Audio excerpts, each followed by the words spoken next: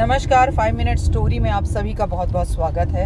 और ये किसी की रियल कहानी है, उन्होंने मुझे सुनाने के लिए बोली है, तो यहाँ मैंने पात्र के नाम बदल दिए हैं। रमेश बहुत मेहनत करता था और अपने पूरी फैमिली को संभालता था। उसने अपने 3 भाइयों का विवाह किया, उनको स्टैंड किया। वो दिन देखता था ना रात देखता था। उसकी सेहत खराब रहती थी, फिर भी वो काम करता था।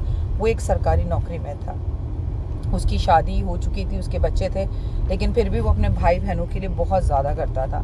समय का चक्का कुछ ऐसा चला कि एक रोड एक्सीडेंट में उसकी मृत्यु हो गई। उसकी मृत्यु होने के बाद भी वो हॉस्पिटल में अपने भाइयों को यही कहता रहा कि मेरे बच्चों और भाभी का ध्यान रखना। उसने तमाम अपनी ज़िंदगी अपनी जो भाई बहन हैं उनको पढ़ाने लिखाने, उनके विवाह करने में गुजार दी थी। उसका एक छोटा सा कारोबार था जो उसने अपनी पत्नी को खोल के दिया था। और क्योंकि शादी से पहले ही वो सरकारी नौकरी करता था, तो उसने अपना नॉमिनी हर जगह पर अपने छोटे भाई को बना रखा था। और पत्नी के आने के बाद उसने नॉमिनी नहीं बदला, तो उसके जो भी पैसे वगैरह आते थे वो भी भाई के अकाउंट में आते थे। शुरू में तो कुछ दिन भाई जो है वो बहुत अच्छे रहे। फिर अपनी ही भाभी की दुकान पर उनके साथ वो बैठने लगे, जो कि पानी बेचने की दुकान थी, पानी की बोतलें बिकती थी। समय धीरे धीरे बीता और वो उन्हें पता ही नहीं चला कि वो कब भाभी जो है उस दुकान पर नौकरानी बन गई और भाई जो थे वो उस दुकान पर मालिक बन गए। उनका व्यवहार अपनी भाभी के साथ बिल्कुल ऐसा था जैसे एक वर्कर या नौकरानी के साथ होता है, बहुत ही गंदा और दुष्ट। वहाँ पर एक आदमी था जो बहुत समय से पानी की बोतलें लेने के लिए अपने ऑफिस की आया करता था, और वो अब भी आ रहा था। जब रमेश जिंदा था तब भी आता था। तो उसने उसका व्यवहार जब अपने सामने देखा, उन भाइयों का व्यवहार उसकी भाभीयों के साथ, तो उसने बोला तुम कैसी बातें कर रहे हो, जो भी कुछ तुम हो तुम अपने भाई की वजह से हो, और तुम अपनी भाभी को ही दुकान पर इतना दुष्ट व्यवहार कर कर रखते हो। शर्म में तो वो थोड़ी देर के लिए चुप हो गए, कुछ नहीं बोला। समय का चक्का बीता, धीरे धीरे समय बीतता गया, बच्चे बड़े। उसमें से जो उनकी भाभी का एक बच्चा था वो आईएएस ऑफिसर बन गया और उसका उसी इलाके में जो है वो ड्यूटी लग गई। जिंदगी का समय बदला। माँ को काम पर जाना उन्होंने बंद कर दिया, दुकान टोटल चाचा के हाथ में चली गई।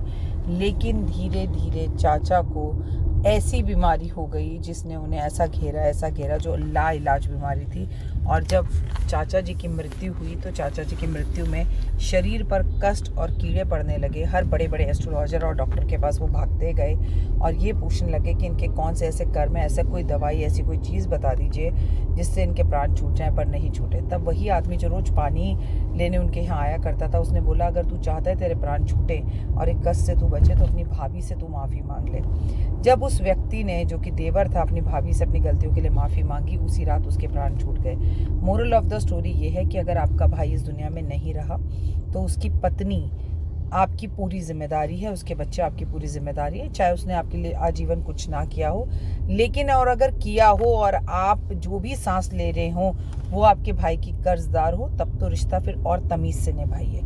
रिटर्न ज़रूर आते हैं कर्मा, कष्ट देकर आएंगे ज़रूर, किसी के जल्दी, किसी के लेट, किसी के पहले, किसी के बाद में। इसलिए अपने कर्मों को अच्छा कीजिए और भाई बहनों के लिए अपने मन में सद्भावना रखिए। ये मंगल का साल है, सबकी खाट खड़ी करने मंगल आ चुका है।